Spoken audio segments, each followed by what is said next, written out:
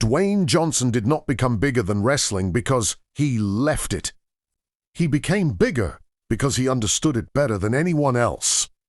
Most people believe Dwayne Johnson escaped WWE and conquered Hollywood. That's the myth. The truth is more strategic. He didn't escape wrestling.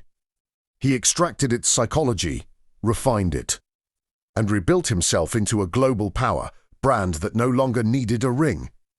This is not the story of a wrestler who made movies. This is the story of a man who studied spectacle, mastered attention, and scaled it beyond the industry that created him.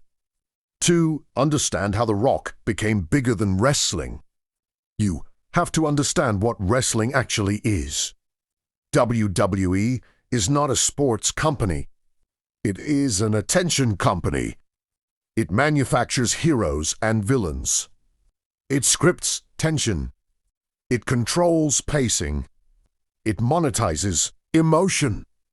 For decades, wrestling was underestimated by mainstream America, dismissed as fake, treated as low culture. Yet its reach was undeniable. Millions watched weekly. Merchandise sales were enormous. Catchphrases entered everyday speech. Wrestling was powerful, but culturally boxed in. When Dwayne Johnson debuted in 1996 as Rocky Mavia, he was positioned as a smiling, clean-cut hero. The audience rejected him immediately. They chanted, "Die, Rocky, die." That rejection was the first lesson. Popularity cannot be assigned.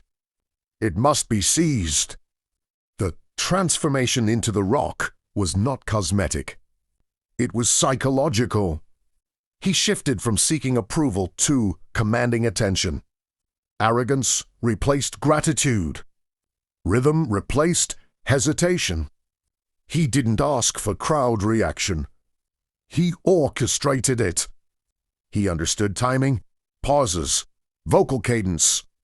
He turned promos into performance art. He blurred the line between scripted and spontaneous. The Attitude Era, alongside figures like Stone Cold Steve Austin, created a competitive arms race of charisma. Every segment had to escalate. The Rock thrived because he treated wrestling as theater, not combat. He studied the camera. He studied crowd psychology.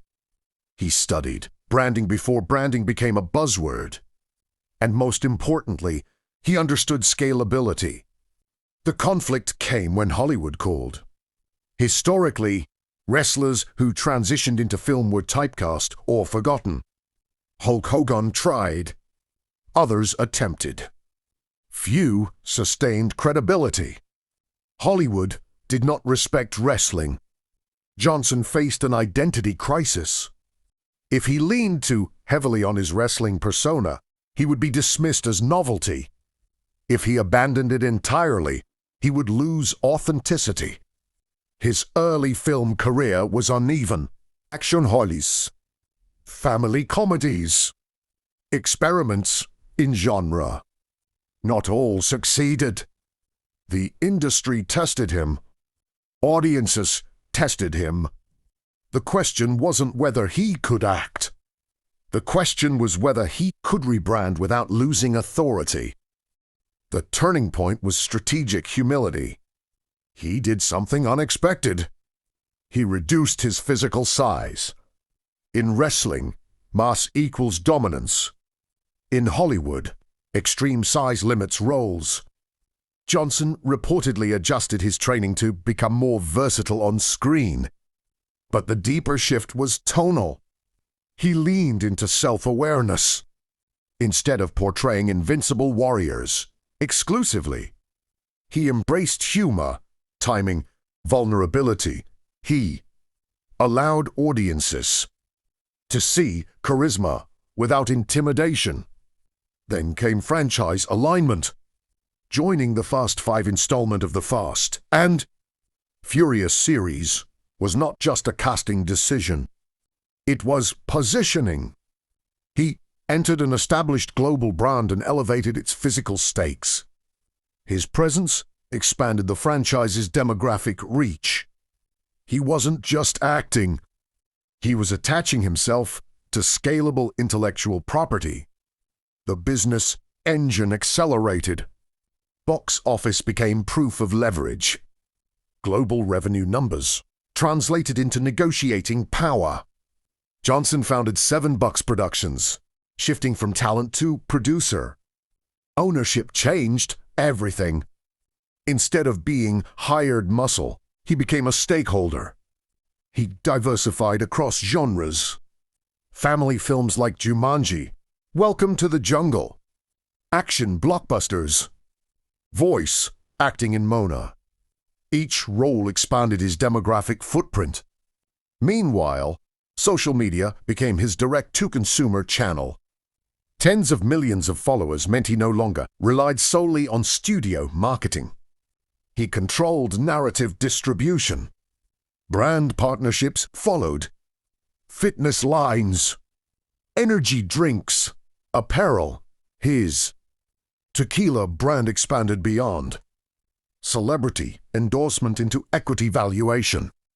Money was no longer tied only to performance fees.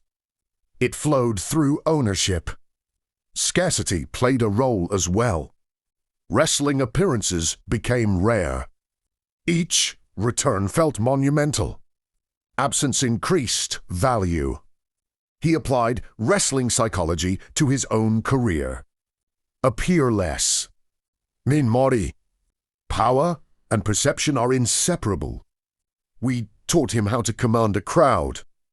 Hollywood taught him how to command markets. He maintained the catchphrases, the raised eyebrow, the rhythm of speech. But he refined the edges. Controversy, when it appeared, was managed. Image remained disciplined. Public persona emphasized work ethic, gratitude, and relentless drive. He constructed relatability at scale. Fans didn't just watch him. They felt aligned with him. That emotional alignment translates into ticket sales, streaming numbers, product purchases. Dominance was manufactured carefully, not through aggression, through consistency. Cultural control requires ubiquity.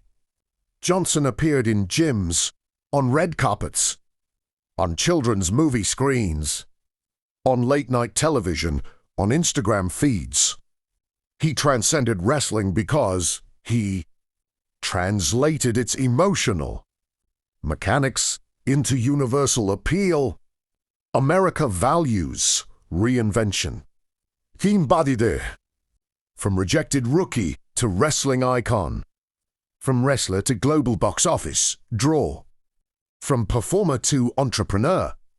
Each stage reinforced the previous one. Did not abandon wrestling culture. He elevated above its ceiling. Today, Dwayne Johnson is not confined to a ring, a studio lot, or a single industry. He is a platform.